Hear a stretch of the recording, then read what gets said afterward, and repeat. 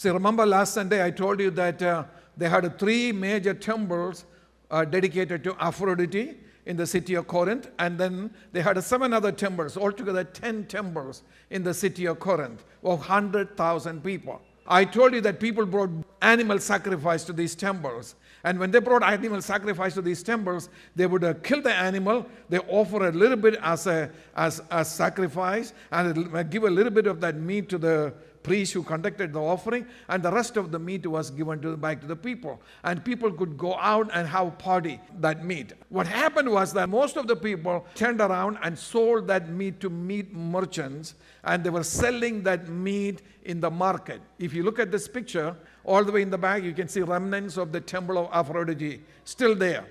And the front, that ruins, all the ruins, that was the market area in Corinth. So the temple is right here, and the market is right here. After they bring the animal sacrifice to this temple, whatever meat is left, they could just cross over to here and give to the meat merchant. They had a special area just dedicated for selling meat alone. And they will give it to that meat merchant. And the meat merchant was selling it to the public. And the Corinthian public always went to this market. This was the only meat market they had there. This market to buy their meat. Now, this is the practical question. You all along, you were buying meat from here and eating that meat, cooking that meat in your home. And you had no problem, no pangs of conscience about that because you are also a Gentile. But now you became a Christian. Now you became a Christian. So when Paul talks about food offered to idol, he's not talking about prasad. He's talking about the meat from the meat market.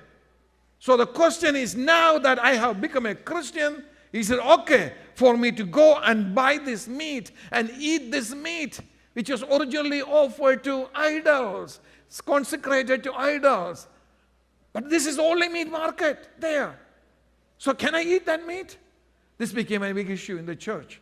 Some people said, no, you cannot buy meat from here anymore because you are a Christian. And that meat was consecrated to the idols first. It was in the temple of Aphrodite before. So you shouldn't eat. But the problem is then how I'm going to feed my family, where I'm going to get my meat.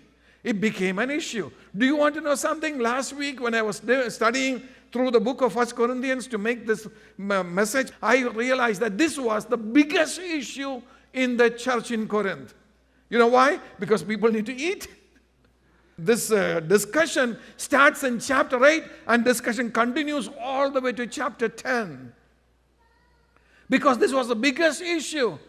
Then Paul started to go all over and give them a lot of explanation, teach them about how to address things as a Christian and how to have a new viewpoint as a Christian. He had to do all of that. Now, look at this. Chapter 10 and verse 25.